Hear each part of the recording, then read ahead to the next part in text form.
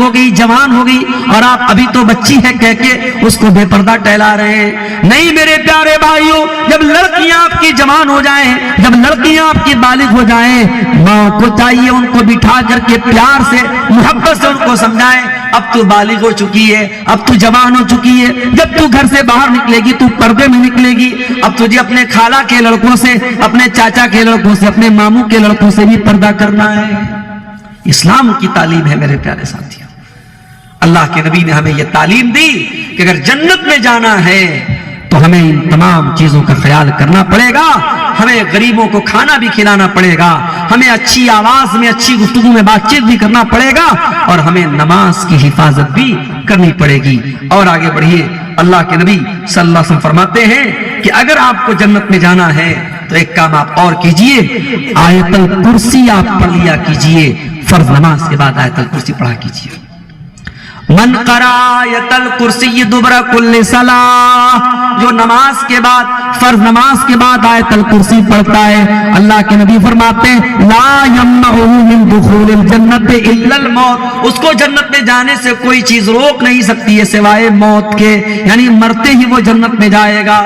آپ ہر فرض نماز کے بعد اپنی عادت بنا لیجئے کہ جب فرض نماز کا سلام پھیریں گے، اللہ اکبر، استغفر اللہ استغفر اللہ استغفر اللہ، اللہم انت السلام والی دعا پڑھیں گے، اللہم اعنی علی ذکرک والی دعا پڑھیں گے، تمام دعاؤں کے ساتھ ساتھ آپ آیت الکرسی بھی پڑھیں گے۔ ایک اور چیز ہے جو جنت میں لے کے جاتی ہے، نفلی روزے رکھنا۔ رمضان کا روزہ تو رکھنا وہ تو فرض ہے، اس کے علاوہ بھی آپ نفلی روزہ رکھیں۔ اللہ کے نبی سے ایک صحابی نے پوچھا مرنی بعمل ادخل بہ الجنہ، اے اللہ کے نبی مجھ کو کوئی ایسا عمل بتائیے کہ اگر میں وہ عمل کروں گا تو جنت میں چلا جاؤں گا۔ آپ نے فرمایا علیک بالصوم، تم نفلی روزہ رکھا کرو، فإنہ لا مثل لہ، اس لیے کہ روزے کے جیسا کوئی عمل نہیں ہے۔ جب جاڑے کا موسم آ جائے میری پیاری ماں بہنوں، آپ بھی روزہ رکھیے، اور میرے بھائیوں آپ بھی روزہ رکھیے۔ نفلی روزہ اگر آپ رکھیں گے یہ چیز بھی آپ کو جنت میں لے کے جائے گی۔ اسی طریقے سے دو چیزوں کی گارنٹی لے لیجئے، اللہ کے نبی آپ کے لیے جنت کی گارنٹی لے رہے ہیں۔ من یضمن لی ما بین لحیہ وما بین رجلیہ اضمن لہ الجنہ، جو زبان کی گارنٹی لے لے، جو شرمگاہ کی گارنٹی لے لے، اللہ کے نبی فرماتے ہیں میں اس کے لیے جنت کی گارنٹی لے رہا ہوں۔ زبان پر کنٹرول کیجئے اور شرمگاہ کا کوئی غلط استعمال مت کیجئے، ان دو چیزوں کی گارنٹی جو لے لے اللہ کے پیارے نبی اس کی جنت کی گارنٹی لے رہے ہیں۔ اسی طریقے سے جنت میں لے کے جانے والا ایک اور عمل ہے اللہ تعالیٰ کے 99 ناموں کو یاد کرنا۔ ان للہ 99 اسما، اللہ کے 99 نام ہیں، من احصاہا دخل الجنہ، جو ان 99 ناموں کو یاد کرے گا وہ جنت میں جائے گا۔ یاد کرنے کا کیا مطلب ہے؟ صرف رٹا نہیں مارنا ہے، یاد کرنے کا مطلب علماء نے یہ لکھا کہ ان ناموں کو آدمی اچھے طریقے سے سمجھے اور ان ناموں کے تقاضے پر عمل کرے۔ مثال کے طور پہ اللہ تعالیٰ کا ایک نام سمیع ہے، سب کچھ سننے والا ہے۔ جب کوئی حرام اور غلط بات ہم زبان سے نکالنا چاہیں ہمیں یاد آ جائے کوئی اور تو سننے والا ہے یا نہیں ہے، اللہ تو سمیع ہے، سب کچھ سننے والا ہے، اللہ تو سن رہا ہے، اللہ کو کیا جواب دیں گے۔ اللہ کا ایک نام بصیر ہے، دیکھنے والا۔ جب اندھیرے میں شیطان کوئی غلط کام ہم سے کروانا چاہے تو ہم اپنے دماغ پہ زور ڈالیں اور سوچیں کہ اللہ تعالیٰ تو بصیر ہے، سب کچھ دیکھنے والا ہے۔ ٹھیک ہے کمرے میں لائٹ آف ہے، ٹھیک ہے کمرے میں کوئی دیکھنے والا نہیں ہے، لیکن اللہ تو سب کچھ دیکھ رہا ہے، اللہ کو کیا جواب دیں گے۔ اس طریقے سے اللہ کے تمام ناموں کو یاد کیا جائے۔ تمام ناموں سے مراد جو مشہور نام ہے، ورنہ اللہ کے 99 سے بھی زیادہ نام ہیں۔ اللہ کے بہت سارے ایسے نام ہیں جو ہم کو پتہ بھی نہیں ہے، لیکن جو مشہور نام ہے وہ 99 نام ہے۔ ان 99 ناموں کو جو یاد کر لے وہ جنت میں جائے گا۔ اور اسی طریقے سے میرے پیارے ساتھیوں، علم دین حاصل کرنے والا وہ بھی جنت میں جائے گا۔ من سلک طریقا یبتغی بہ علما سلک اللہ بہ طریقا الی الجنہ، جو علم دین کے راستے پر چلے گا، جو دین سیکھنے کے لیے جائے گا، وہ جنت کے راستے پہ جائے گا۔ اپنے بچوں کو ڈاکٹر بناؤ، چلمارا والوں میں منع نہیں کرتا، انجینئر بناؤ میں منع نہیں کرتا، بزنس مین بناؤ میں منع نہیں کرتا، لیکن ایک بچے کو کم سے کم اپنے بچوں میں سے ایک بچے کو عالم ضرور بنانا، اپنی بچیوں میں سے کسی ایک بچی کو عالمہ ضرور بنانا۔ کوئی ایک تو گھر میں ایسا ہو جو نماز پڑھانے کے قابل ہو، کوئی ایک تو گھر میں ایسا ہو جو اپنے باپ کے مرنے کے بعد جنازہ پڑھانے کے قابل ہو، کوئی ایک تو گھر میں ایسا ہو جو عالم باعمل ہو۔ اپنے بچوں کو عالم ضرور بنانا۔ آپ کی نظر میں علم دین کی ویلیو نہیں ہے، آپ کو لگتا ہے کہ یہ مولوی بن کے کیا کرے گا، لیکن اللہ کے نبی فرما رہے کہ جب وہ علم دین سیکھ رہا ہے تو وہ جنت میں جا رہا ہے۔ ابھی اتر پردیش کے سدھارتھ نگر میں میرا پروگرام تھا، ایک صاحب مجھ سے ملنے کے لیے آئے۔ مولانا صاحب آپ کی تقریریں بہت سنتا ہوں، اللہ نے مجھ کو بیٹے سے نوازا ہے، 4 سال کا میرا بیٹا ہے، اور آپ کو یقین نہیں آئے گا میں نے اپنے بیٹے کا نام آپ کے نام پہ رکھا ہے، یہ عبدالغفار نام کا یہ بیٹا ہے۔ مولانا صاحب میں چاہتا ہوں کہ آپ دعا کر دیں۔ وہ آدمی روتے ہوئے مجھ سے کہتا آپ دعا کر دیں کہ میں اپنے بچے کو بھی عالم دین بناؤں۔ آج الحمدللہ حالات بدلے، آج بہت سارے لوگوں کے دل میں یہ تمنا اور آرزو جاگتی ہے کہ میرے بچے بھی عالم بن جائیں، میرے بچے بھی قرآن و حدیث کے داعی بن جائیں، میرے بچے بھی قرآن و حدیث کی تبلیغ کریں۔ میرے پیارے ساتھیوں، بزنس کرنے والے تو لاکھوں بچے پیدا ہوں گے، ڈاکٹر اور انجینئر تو بہت سارے بچے پیدا ہوں گے، لیکن جو بچہ دین کا عالم بنے گا وہ دنیا میں بھی آپ کا نام روشن کرے گا اور آخرت میں بھی آپ کے لیے نجات کا ذریعہ بنے گا۔ اس لیے کم سے کم ایک بچے کو عالم ضرور بنانا۔ علم دین کا راستہ جنت کا راستہ ہے، جو علم دین سیکھنے کے لیے جاتا ہے اللہ کے نبی فرماتے ہیں وہ جنت کا راستہ طے کرتا ہے۔ اور آگے بڑھیے، اگر آپ کو اللہ نے دولت سے نوازا ہے اور آپ کسی کو قرضہ دے دیتے ہیں اور سامنے والا بیچارہ پریشانی میں آ جاتا ہے تو اس پریشان آدمی کو تھوڑی مہلت دے دینا، یہ عمل بھی اللہ تعالیٰ کو بہت پسند ہے۔ اور کسی پریشان کو قرضہ دینے کے بعد مہلت دینے سے بھی جنت ملے گی۔ آئیے میں حدیث آپ کو پڑھ کے سناتا ہوں، یہ مستدرک حاکم کی روایت ہے، صحیح روایت ہے۔ ابو ہریرہ رضی اللہ تعالیٰ عنہ کہتے ہیں اللہ کے نبی نے فرمایا کہ ایک آدمی ایسا تھا لم یعمل خیرا قط، اس نے کبھی کوئی نیکی کا کام نہیں کیا تھا، کوئی نیکی کا کام نہیں کرتا تھا، بس ایک نیکی تھی، وہ آدمی پیسے والا تھا، لوگوں کو قرضہ دیتا تھا، اور جب اپنے نوکر کو بھیجتا تھا تقاضا کرنے کے لیے تو کہتا تھا کہ جاؤ تقاضا کرو، لیکن دیکھو سختی مت کرنا، سختی مت کرنا، پیار سے مانگنا، محبت سے مانگنا، اگر سامنے والا دینے کے لائق ہے تو لے لینا، اگر دینے کے لائق نہیں ہے تو مہلت دے دینا۔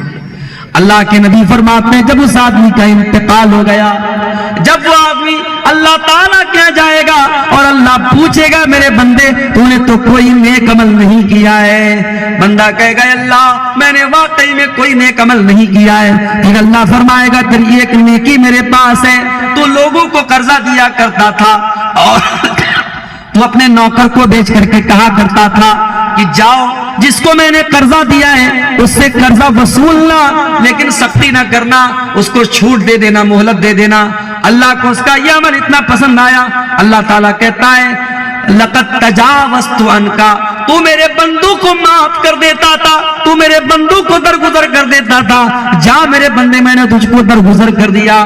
پائی پائی کا حساب لینے والے نہ بنو میرے پیارے ساتھیوں، اپنے کچھ حقوق معاف بھی کر دیا کرو، کچھ چیزیں معاف بھی کر دیا کرو۔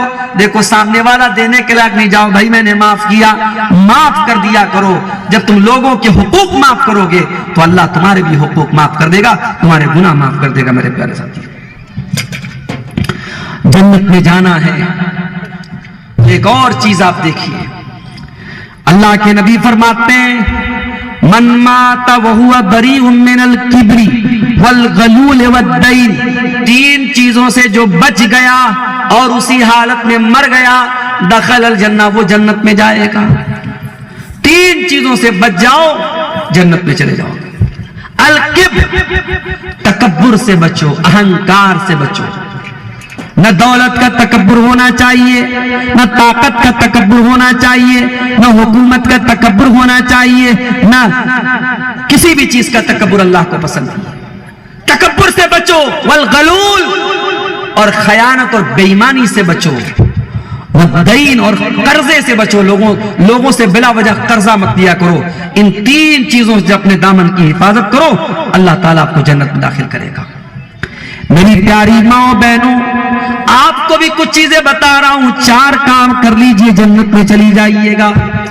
اذا صلت المرأة خمسها وصامت شهرها واطاعت زوجها واحسنت فرجها، عورت اگر 4 کام کر لے، 5 ٹائم کی نماز کی پابندی کر لے، رمضان کا روزہ رکھ لے، اور عورت اپنے شوہر کی خدمت اور اطاعت کرے، اور اپنی شرمگاہ کی حفاظت کرے، یہ 4 کام اگر عورت کر لے، اللہ کے رسول صلی اللہ علیہ وسلم فرماتے ہیں دخلت من ابواب الجنت شاک، جو عورت یہ 4 کام کر لے اس کے لیے جنت کے سارے دروازے کھول دیے جائیں گے، وہ جنت کے دروازے سے چاہے جنت میں جا سکتی ہے۔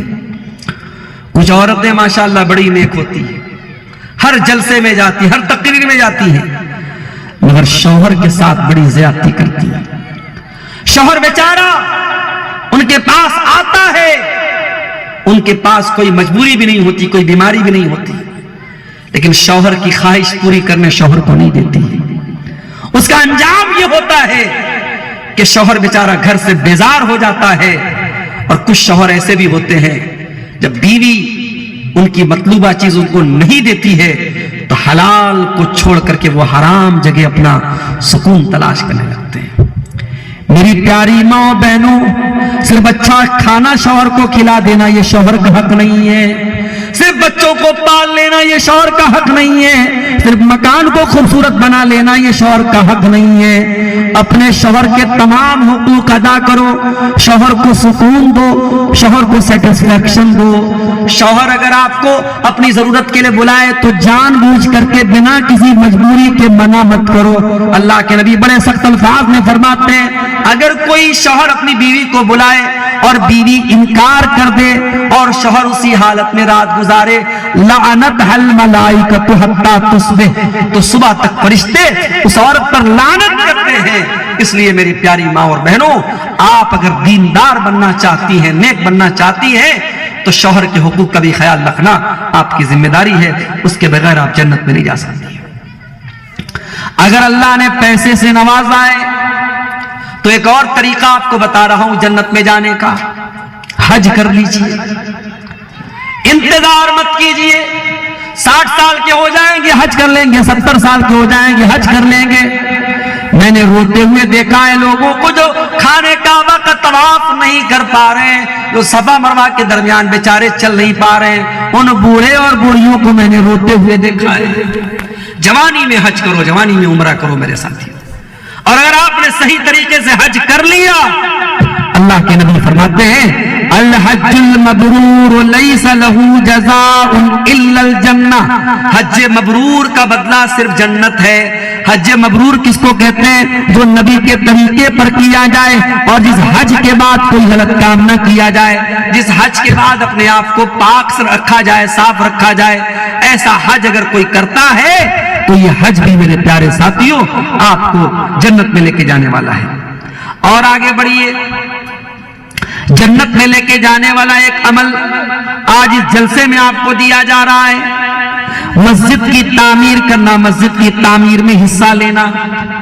اللہ کے نبی فرماتے ہیں من بنا للہ مسجدا بنا اللہ لہ بیتا فی الجنہ، جو اللہ تعالیٰ کے لیے مسجد کی تعمیر کرتا ہے، مسجد کی تعمیر میں دان دیتا ہے، مسجد کی تعمیر میں یوگدان کرتا ہے، اس کے لیے اللہ تعالیٰ جنت میں مکان تعمیر کرے گا۔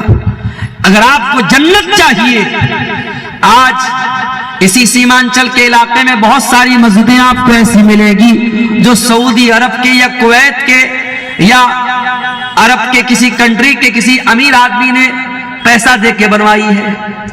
معاف کیجئے میرے بھائیوں، اگر یہ کام سعودی عرب کی دھرتی پر کوئی رہنے والا کر سکتا ہے تو بھارت کا سیمانچل کا رہنے والا بھی کوئی کر سکتا ہے۔ آج الحمدللہ لوگ کہتے ہیں سیمانچل کا بڑا پچھڑا ہوا علاقہ ہے، مگر میں جانتا ہوں یہاں ایسے بھی لوگ ہیں وہ کروڑوں کے مالک ہیں، ایسے بھی لوگ اسی سیمانچل کی دھرتی پر جو اکیلے کھڑے ہو کر کے پوری مسجد بنوا سکتے ہیں۔ اگر ایسے لوگ واقعی میں ہیں اور ضرورت پڑتی ہے کہیں تو ان کو اپنے خزانے کا منہ کھول دینا چاہیے۔ میرے پیارے ساتھیوں، اگر جنت مل رہی ہے تو یہ کوئی گھاٹے کا سودا نہیں ہے، فائدے کا سودا ہے۔ اگر اکیلے ہم کوئی مسجد بنوا دیں، اپنے پیسے سے بنوا دیں، اور آج بھی الحمدللہ بہت سارے لوگوں کو اللہ نے توفیق دی ہے اور وہ اپنے پیسے سے بنواتے ہیں۔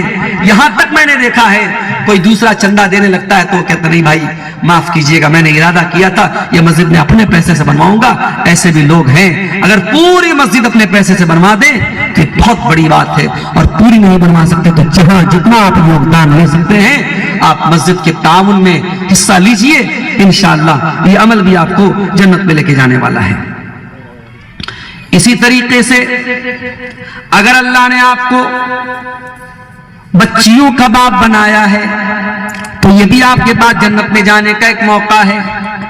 من آل ثلاث بنات، جس کو اللہ تعالیٰ نے 3 لڑکیاں دے دی، 3 بیٹیاں دے دی، فَأَدَّبَهُنَّ وَعَلَّمَهُنَّ، اور اس نے تینوں بیٹیوں کی اچھی تعلیم دے دی، تربیت دے دی، وہ تینوں بیٹیوں کی پرورش کے بدلے اللہ تعالیٰ جنت دے گا۔ بیٹیاں ملی ہیں، سماج کی نظر میں آپ بڑے بیچارے ہیں، لوگ بڑا ترس کھاتے ہیں، ارے یار ان کے پاس تو صرف بیٹیاں ہیں، مگر آپ کو پریشان ہونے کی ضرورت نہیں ہے۔ بیٹا، بہت سارے لوگوں کو اللہ نے بیٹا دیا ہے، بیچارے رو رہے ہیں اور کہتے ہیں اللہ کیسی اولاد تو نے دے دی۔ اگر اللہ نے آپ کو بیٹی دی ہے، اچھی تعلیم دیجئے، اچھی تربیت دیجئے، اور اگر مر گئے اسی حالت میں انشاءاللہ جنت میں جائیں گے۔ اور جو لوگ یہ کہتے ہیں بیٹا نہیں رہے گا تو ہماری نسل کیسے چلے گی، نسل کا مطلب کیا ہوتا ہے میرے بھائی؟ انسان کا عمل رہنا چاہیے، انسان کا کردار رہنا چاہیے۔ نسل رہنے سے کسی کی شان گھٹتی اور بڑھتی نہیں ہے۔ ہمارے نبی کا کوئی بیٹا زندہ نہیں بچا، نبی کی بیٹیوں سے نبی کی نسل چلی ہے، نبی کے بیٹوں سے نبی کی نسل نہیں چل پائی۔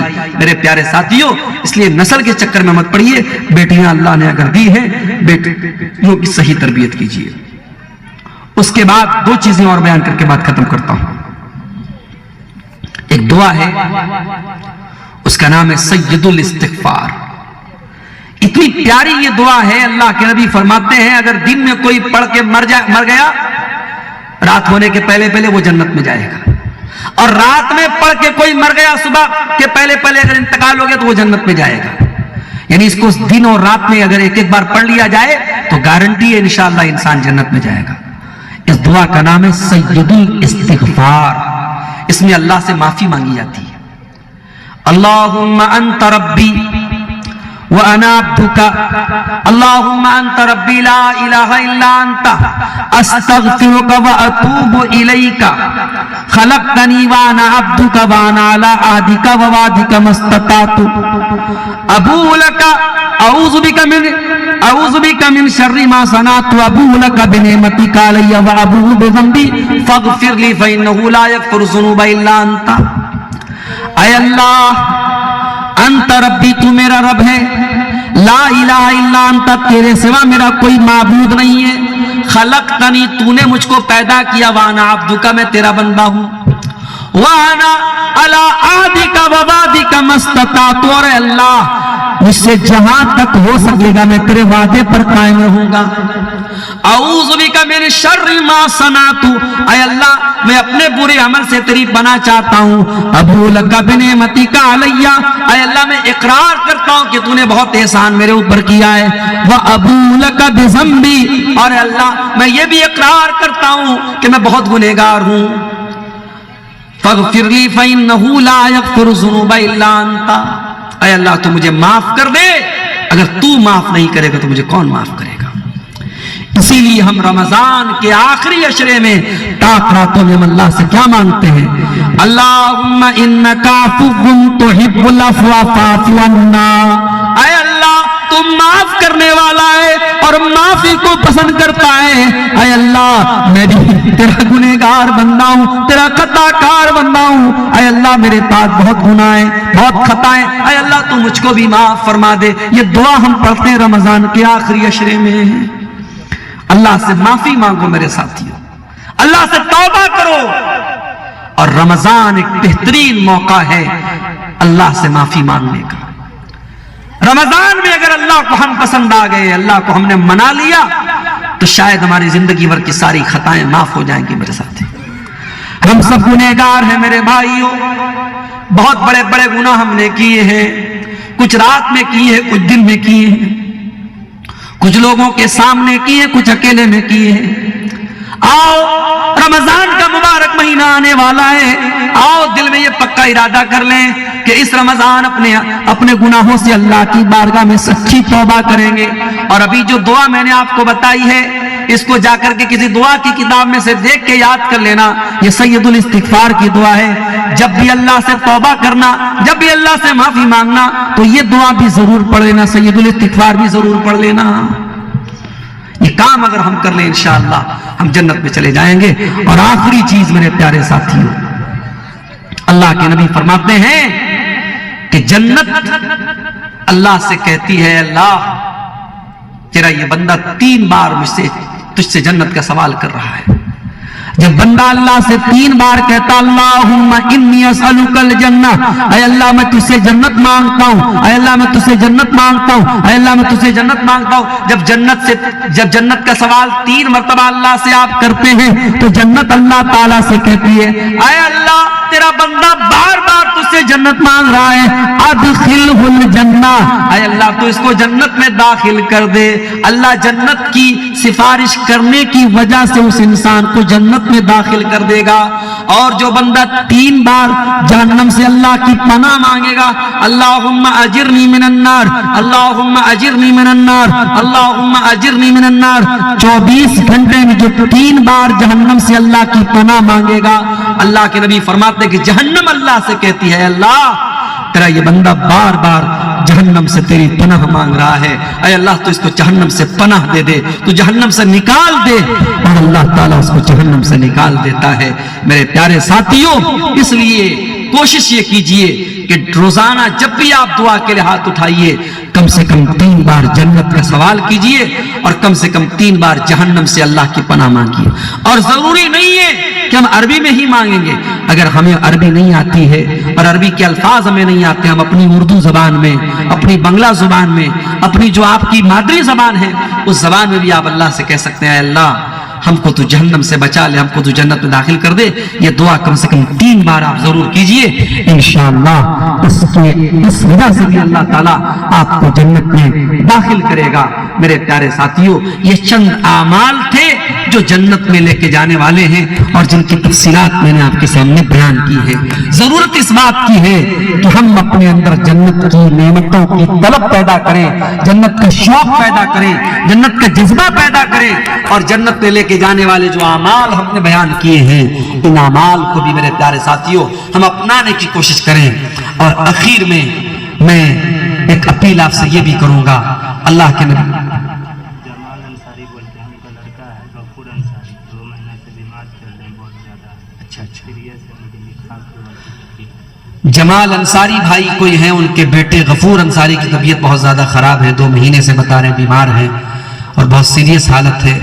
اللہ تعالیٰ اس بچے کی، غفور صاحب کی، اللہ تعالیٰ ان کو شفاء کاملہ عاجلہ عطا فرمائے، اور اس بیماری سے ان کو عافیت عطا فرمائے، اور ان کے والدین کو اللہ تعالیٰ اس مشکل وقت میں اللہ تعالیٰ ان کو ہمت اور حوصلہ دے، اور بچے کو اللہ تعالیٰ شفاء کاملہ عاجلہ عطا فرمائے۔ میرے پیارے ساتھیوں، میں ایک حدیث سنا کے بعد ختم کرتا ہوں۔ اللہ کے نبی صلی اللہ علیہ وسلم فرماتے ہیں، افشوا السلام واطعموا الطعام وصلوا الارحام وصلوا باللیل والناس نیام تدخلوا الجنت بسلام۔ سلام کو پھیلاؤ، جنت میں جانا ہے تو سلام کو پھیلاؤ، سلام کو بڑھاؤ، ایک دوسرے سے سلام کیا کرو۔ اور دوسرا کام کیا کرنا ہے؟ اطعموا الطعام، لوگوں کو کھانا کھلاؤ۔ اور تیسرا کام کیا کرنا ہے؟ صلوا الارحام، رشتہ داروں سے رشتہ جوڑنے کی کوشش کرو۔ اور چوتھا کام کیا کرنا ہے؟ وَصَلُّوا بِاللَّيْلِ وَالنَّاسُ نِيَامٌ، جب رات میں لوگ سو رہے ہوں اس وقت نماز پڑھو، یعنی تہجد کی نماز پڑھو۔ یہ 4 کام اگر آپ کریں گے، اللہ کے رسول فرماتے ہیں تدخلوا الجنۃ بسلام، آپ آرام سے جنت میں داخل ہو جائیں گے۔ تو یہ 4 کام بھی ہمیں کرنے کی ضرورت ہے۔ اللہ تعالی ہم سب کو نیک عمل اچھی سمجھ کی توفیق عطا فرمائے، آمین۔ مولانا صاحب، جی جیسے کہ رمضان کے مہینے میں ماہر بہنوں کو جگانے کے لیے اعلان کرتے ہیں، تو یہ ہمارے لیے کیسا ہے؟ صحیح نہیں ہے، صحیح نہیں ہے۔ اس لیے کہ اگر یہ جو جگانے کے لیے ہم اعلان کرتے ہیں یہ کوئی اچھی چیز ہوتی تو اللہ کے نبی کے دور میں، صحابہ کے دور میں اس کا اہتمام ہوتا۔ وہ لوگ ہم سے زیادہ سمجھدار تھے اور ہم سے زیادہ ان کو نیکی کے کاموں کی ضرورت تھی، لیکن صحابہ کرام کے یہاں ایسا کوئی تصور نہیں تھا۔ اذان ہوتی تھی اور اس زمانے میں گھڑی بھی نہیں تھی۔ آج الحمدللہ ہمارے پاس گھڑی ہے، ہر آدمی ہر گھر میں موبائل ہے، تو آپ جو ہے الارم وغیرہ لگائیے، لیکن یہ جو مسجدوں سے باقاعدہ لاؤڈ اسپیکر سے اعلان کیا جاتا ہے جیسے کہ سحری کا اتنا ٹائم ہوا ہے اور اٹھ جائیے، اس طریقے سے اعلان کرنا یہ مناسب بات نہیں ہے، صحیح نہیں ہے۔ یہ ہمارے سامنے پرچی آئی ہے، اگر عورت پر کفارے کا روزہ ہو تو کیا وہ مسلسل 10 روزہ رکھ سکتی ہے، حالانکہ بیچ میں ایام حیض بھی آتے ہیں؟ دیکھیے اگر 60 ہے، ارے بھائی ایسا 60 لکھے ہیں آپ۔ دیکھیے عورت کے ساتھ چونکہ مجبوری ہے، وہ 60 روزہ کنٹینیو کبھی نہیں رکھ سکتی۔ اس کے ساتھ مہینے میں 4-5 دن تو کم سے کم آئیں گے ہی، جب اس کا یہ لگاتار بیچ میں سے جو ہے کٹ جائے گا، ناغا ہو جائے گا، تو جہاں اس مجبوری کی وجہ سے ناغا ہوگا اس کو اللہ معاف کرے گا۔ تو جب کفارے والا روزہ عورت کو رکھنا ہے تو وہ 60 روزہ رکھے گی، بیچ میں جب اس کو پیریڈ آ جائے گا تو اتنے دن وہ روزہ چھوڑے گی، اور جیسے ہی پاک ہوگی اس دن سے پھر اپنا کنٹینیو کر دے گی۔ اس طریقے سے وہ 60 روزہ انشاءاللہ پورا کر سکتی ہے۔ دوسرا سوال آیا ہے، اگر کسی پر کفارے کا روزہ ہے تو کیا وہ کفارے کا ادا کرنے سے پہلے میاں بیوی مل سکتے؟ نہیں مل سکتے، نہیں مل سکتے، اللہ نے منع کیا ہے۔ جب تک وہ پورا کفارہ یا تو 60 مسکینوں کو کھانا کھلائیں یا 60 روزہ رکھے لگاتار، اس کے پہلے میاں بیوی نہیں مل سکتے۔ دوسرا سوال یہ ہے، باپ کے نہیں، ایک منٹ، یہ جو سوال انہوں نے پوچھا ہے یہ غالباً روزے، اگر کوئی روزے کی حالت، دیکھیے کفارہ جو ہوتا ہے 60 دن لگاتار روزہ رکھنے والا اور 60 مسکین کو کھانا کھلانے والا، یہ کفارہ 2 چیز کا اسلام میں ہے۔ ایک تو یہ ہے کہ روزے کی حالت میں کوئی انسان جان بوجھ کر کے بیوی سے ملاقات کر لے تو ایک تو اس کا کفارہ ہے، اور دوسرا یہ زہار کا کفارہ ہے، یعنی اگر کوئی اپنی بیوی کو اپنی ماں کی پیٹ کے جیسا قرار دے دے تو اس پر بھی اللہ تعالیٰ نے یہی کفارہ بنایا ہے۔ اب بیوی سے زہار کی صورت میں تو قرآن کی صاف آیت ہے کہ اب وہ دونوں میاں بیوی آپس میں تبھی ملیں گے جب وہ یہ کفارہ ادا کرے گا، لیکن روزے کی حالت میں اگر کوئی بیوی سے ملاقات کر لے اور اس کا کفارہ اگر ادا کرنا ہو تو اس دوران کیا مل سکتا ہے کہ نہیں مل سکتا، یہ تھوڑا سا تحقیق طلب مسئلہ ہے، اس کو میں بعد میں دیکھ کر کے کسی موقع سے آپ لوگوں کو بتا دوں گا، ابھی میرے ذہن میں نہیں ہے۔ اور اگلا سوال یہ ہے، جنت میں مردوں کو 70 حور ملے گی، عورتوں کو کیا ملے گا؟